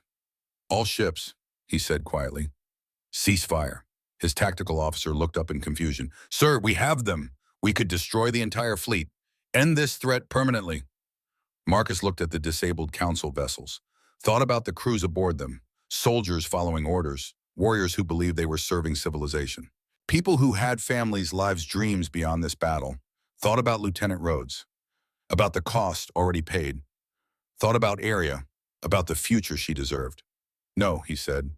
The command center went silent. Sir, Colonel Shaw's voice from Mars. "Confirm orders." Marcus took a breath, felt the weight of 8 billion souls watching, felt the burden of choice. This was the moment that would define humanity's place in the galaxy. Revenge or justice. Massacre or mercy. The easy path or the right one. "Confirm," Marcus said, his voice carrying absolute certainty. All ships stand down weapons. Prepare boarding parties. We're taking prisoners, not bodies. But Captain, they came here to destroy us. Yes, they did. Marcus turned to face the camera, knew his words were being broadcast across the galaxy, knew every species was watching, knew this moment would echo through history. We could destroy them, every ship, every soul, end this threat completely. He paused, let the silence stretch. But that's not who we are. His voice grew stronger, clearer. We're not conquerors. We're not executioners. We're guardians, and guardians protect, even those who came to destroy us. He looked directly at the camera, at the billions watching across 1,000 worlds. 200 years ago, we sent signals into space. We knew someone might answer, knew they might be hostile. So we prepared, not to destroy, to survive, to defend, to stand against those who would harm us. Today we proved we can stand, can fight, can win. But victory isn't about who bleeds more. It's about what you choose to do with power when you have it. The Council chose genocide, chose enslavement, chose to crush every species that threatened their control. We choose differently. Around him, his crew stood frozen, listening. We choose to be better than they were, to show the galaxy that strength and mercy aren't opposites, that you can defeat an enemy without becoming what you fought against. He turned to his tactical officer. Launch boarding parties. Secure all Council vessels. Treat their crews with dignity. Provide medical care to the wounded. Accept surrenders honorably. The officer hesitated, then saluted crisply. Yes, sir. And prepare to receive Admiral Draken Steelclaw aboard this vessel. I want to speak with him personally. Marcus closed the channel, stood alone at the center of his bridge. Shaw's voice came through quietly. That took courage, son. More than most people have. Didn't feel like courage. Felt like exhaustion. Same thing sometimes. Outside the viewports, human shuttles began launching, approaching disabled Council vessels, extending airlocks, boarding. Marcus pulled up casualty reports from the brief exchange of fire before Prometheus activated. UEDF Defender destroyed. 47 crew, 0 survivors. European Alliance Cruiser Horizon critical damage. 23 dead, 15 wounded. African Union Frigate Ubuntu. Moderate damage. 8 dead, 12 wounded. Pacific Coalition Destroyer. Tsunami light damage. 4 dead, 3 wounded. Across the fleet, 147 dead, 312 wounded, 12% casualties. Real people, real families, real futures that ended in fire and vacuum. Lieutenant Kai Rhodes' name was joined by 146 others. Commander Sarah Okafor, age 34, went down with the Defender. Lieutenant James Wu, age 29, held his station while wounded. Ensign Maria Santos, age 22, first combat mission, last. Commander Leo Reeves, age 41, died at her post. Marcus felt the weight of them. Every name, every face he'd never meet, every family that would receive folded flags and empty words. Sir, his communications officer said quietly, we're receiving a transmission from Admiral Steelclaw. He's requesting permission to speak with you. Put him through. The display flickered, showed the interior of a darkened bridge lit only by emergency lighting, and in the center a figure in Council military uniform. Admiral Draken Steelclaw looked like he'd aged a decade in 14 seconds. His scaled skin seemed duller, his proud bearing diminished, but his eyes still held something. Not defeat, understanding. Captain Thorne, he said, his voice resonated with harmonics no human throat could produce. I surrender my fleet, formally and unconditionally. I accept your surrender, Admiral. May I ask, what comes next for my crews? You'll be taken into custody, treated humanely, provided medical care, federal, sheltered. Eventually there will be trials, not for following orders, for what the Council itself has done. Draken nodded slowly. And what happens to us, the soldiers who were just doing our duty? Marcus thought about that, about the difference between warriors and war criminals, about following orders versus committing atrocities. That depends on you, he said finally. On whether you choose to testify to what you know, to help dismantle the system that sent you here, to become part of the solution instead of the problem. You would trust us after we came to destroy you. I don't trust easily, Admiral, but I believe people can choose to be better than they were. 800 years of evil doesn't have to define the next 800 years. Wentz Draken was silent for a long moment. Then he did something that no Council officer had done in 40,000 years. He bowed deeply with genuine respect. You are a worthy opponent, Captain Thorne. More than that, you are what we should have been. I was wrong about your species. We were all wrong. Help us prove that to the Galaxy Admiral. Help us build something better. I will. On my honor as a warrior. The transmission ended. Marcus stood alone on his bridge. Victory tasted like ashes, like the names of 147 souls who would never see tomorrow. But they had won. Not just the battle, something more important. They had won the right to be better than their enemies. The memorial service was held 3 days later in the main assembly hall on Mars Colony 7. Every human settlement sent representatives. Earth, Luna, Mars, the asteroid habitats, the distant colonies at Alpha Centauri and Tau Ceti, gathered to honor the fallen. Marcus stood at the podium looking out at thousands of faces, saw families weeping, saw soldiers standing at attention, saw children who would grow up without parents because of choices made in the cold equations of war. We gather today, he began to remember 147 guardians who gave their lives protecting humanity. Behind him, holographic displays showed faces, names, stories. Lieutenant Kai Rhodes, age 26, died protecting critical intelligence. Oh, Rhodes's face appeared, young, brilliant, gone. Commander Sarah Okafor, age 34, went down with the UEDF Defender, saved 17 crew members before the end. Lieutenant James Wu, age 29, held his station on the horizon while wounded, kept life support running until rescue arrived. Ensign Maria Santos, age 22, first combat mission, last combat mission. Commander Leo Reeves, age 41, died at her post on the Ubuntu, name after name, face after face. Each one a universe of potential reduced to a memorial hologram and folded flag. Marcus felt his voice beginning to crack, push through it. We remember them not just for how they died, but for what they protected. They stood between humanity and extinction, between our children and genocide, between our future and the void. He paused, looked at the faces watching him. Throughout our history, guardians have stood in the dark, have said, not today, not while I breathe. I'll have paid prices we can never repay. In the Europa crisis, soldiers held positions against impossible odds. They bought time for civilians to escape. Most never came home.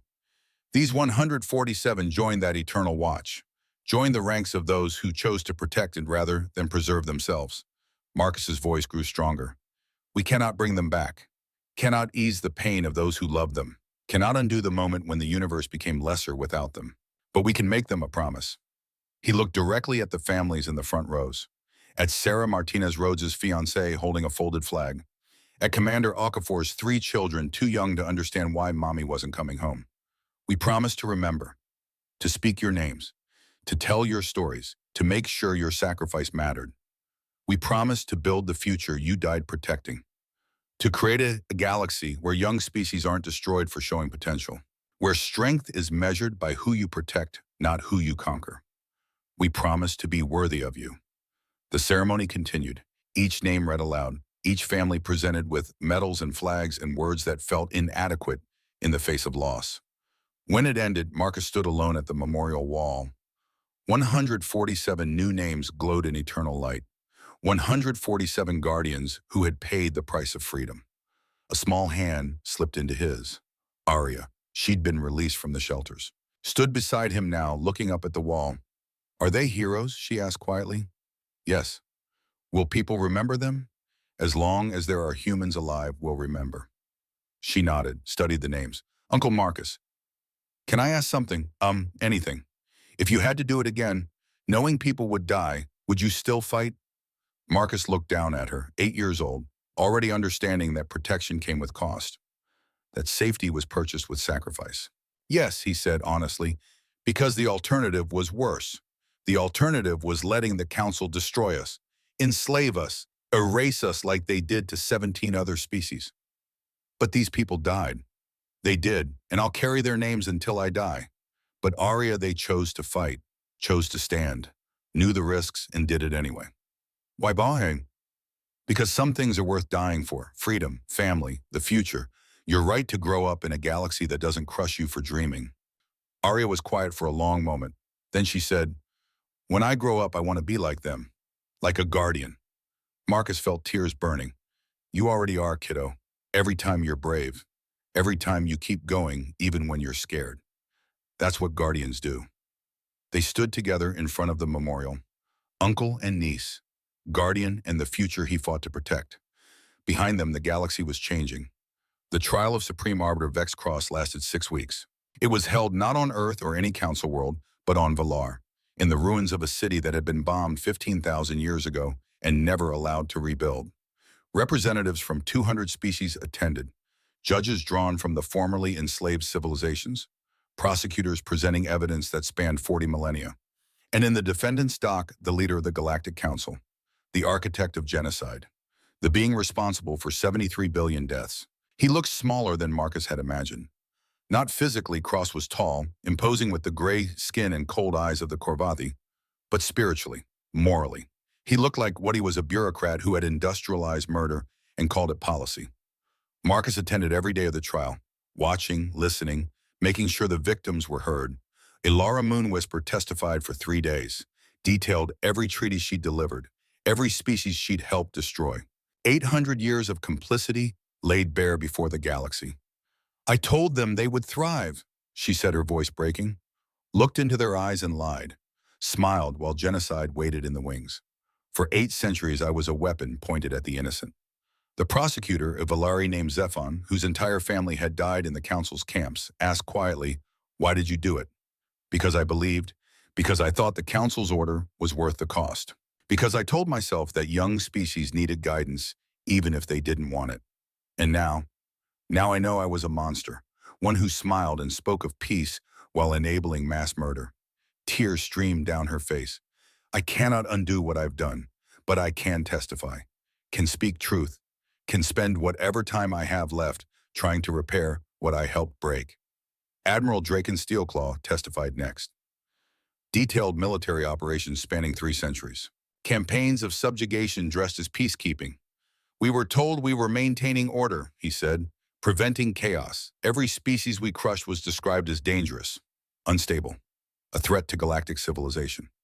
Did you believe that I wanted to, needed to? The alternative was admitting I'd spent 300 years serving evil." He looked at Cross. "But I knew, deep down, we all knew. We just chose the comfort of lies over the pain of truth." Species after species testified. Valari survivors, Drathani elders, Orinthi children who'd been punished for speaking their own language. The evidence was overwhelming, undeniable, a tapestry of cruelty woven across 40,000 years. When it came time for Cross to speak, he showed no remorse. "I did what was necessary," he said coldly. "The galaxy is dangerous, chaotic. Young species left unchecked become threats, destabilize trade routes, start wars, threaten the order we've maintained for millennia. So you killed them. I managed them, contained them, ensured they contributed to civilization without threatening it. You destroyed 73 billion beings. I preserved order for quadrillions more. The mathematics are simple." Marcus watched from the gallery, felt rage building. This creature, this bureaucrat who spoke of genocide like crop rotation. The verdict came after 6 weeks of testimony. Guilty on all counts. The sentence, life imprisonment. To be served on Valar in sight of the cities he'd destroyed. Forced to witness the rebuilding.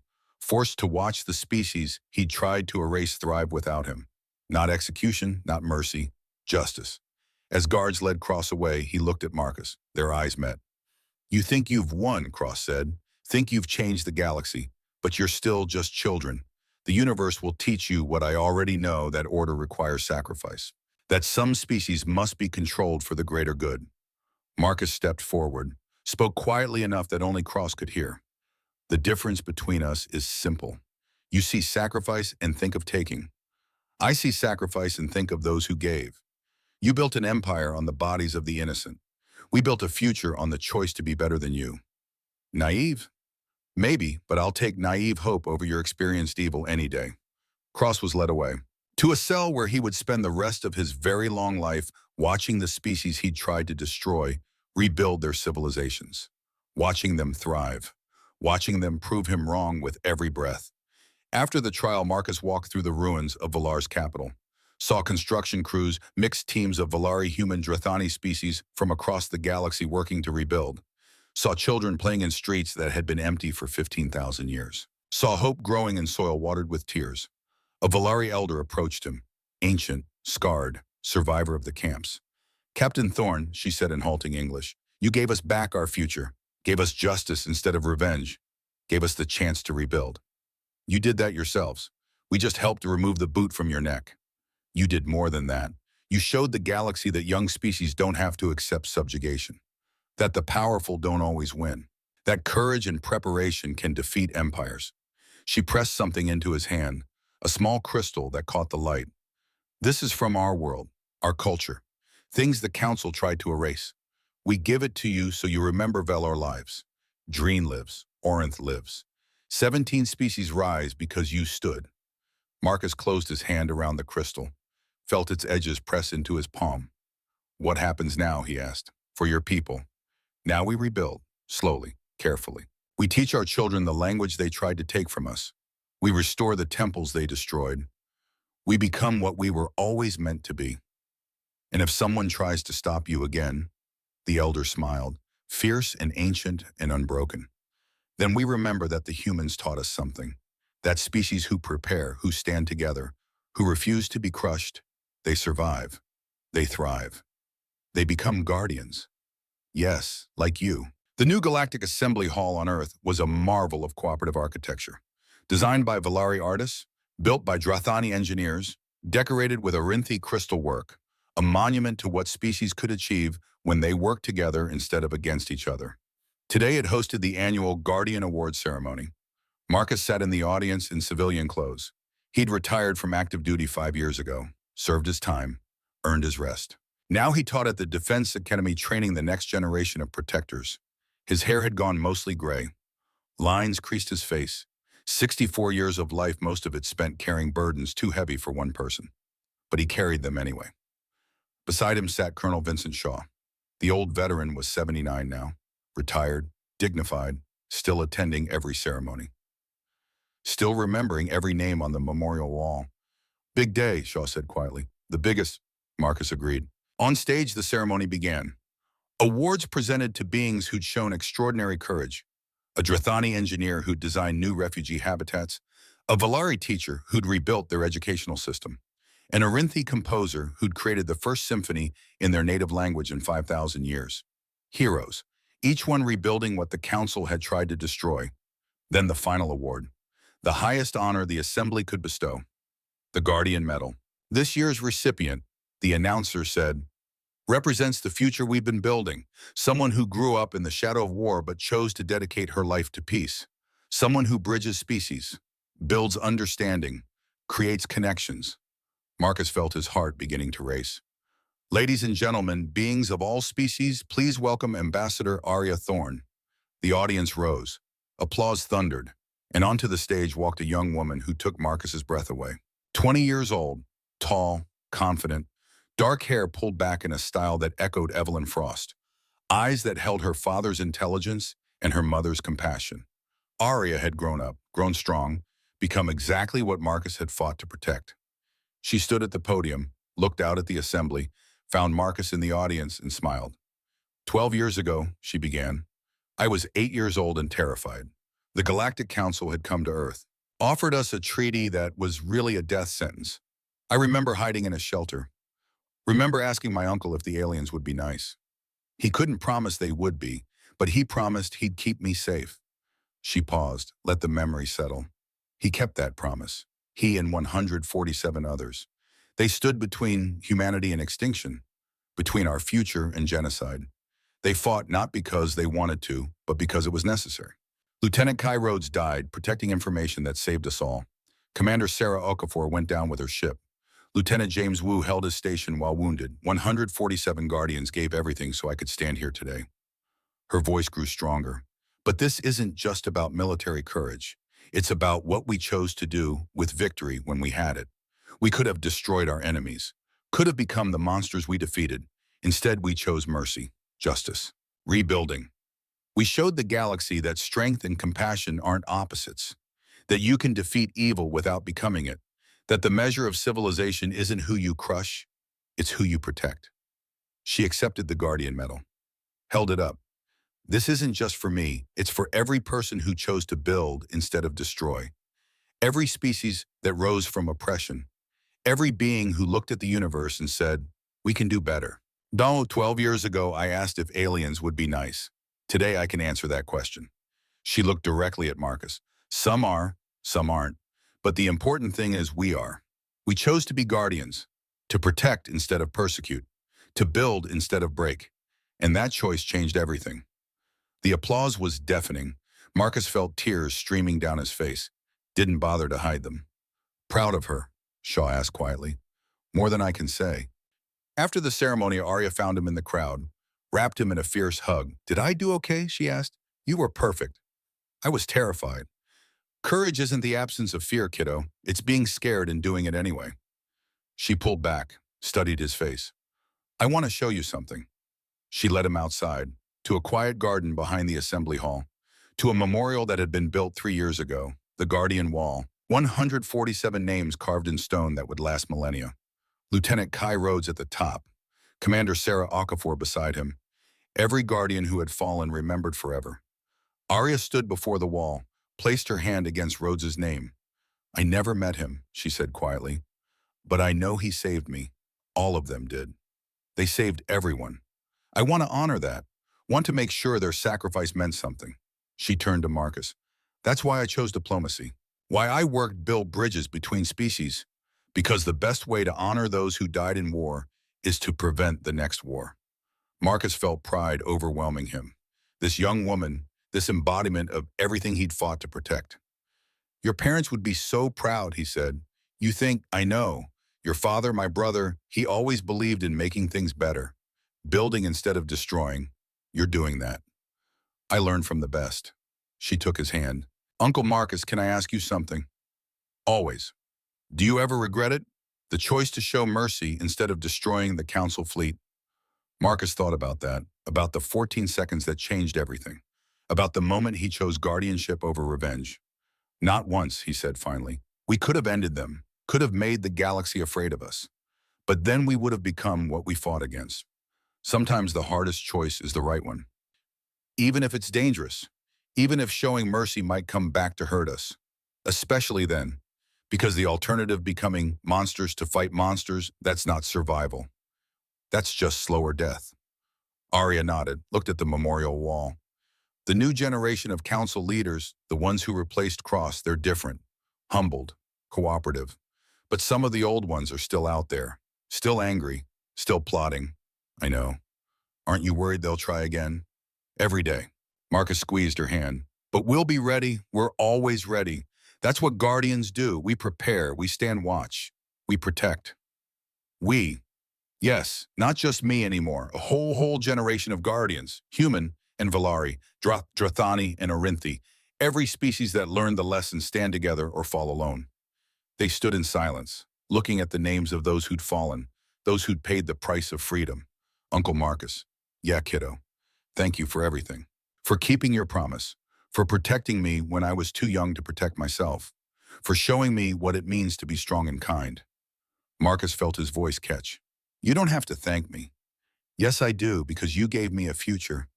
You and 147 others. You stood in the dark so I could grow up in the light. She hugged him again. And Marcus the Guardian, who'd faced down an empire, who'd outsmarted beings, who'd lived for centuries, who'd changed the course of galactic history, felt peace settling over him like a blanket. He'd kept his promise. Arya was safe. Humanity was safe. The galaxy was becoming something better than it had been. Not perfect, not without danger, but better. And sometimes better was enough. Above them, the stars began appearing in Earth's evening sky. The same stars that had hung silent for billions of years. The same stars that now connected species who chose cooperation over conflict. The same stars that Guardians watched, would always watch. Marcus looked up at them, thought about his brother David, about Lieutenant Rhodes, about the 146 others whose names glowed on the memorial wall, whispered a promise to their memory. We're still standing watch, still protecting, still building the future you died for. Rest well, Guardians. We'll take it from here.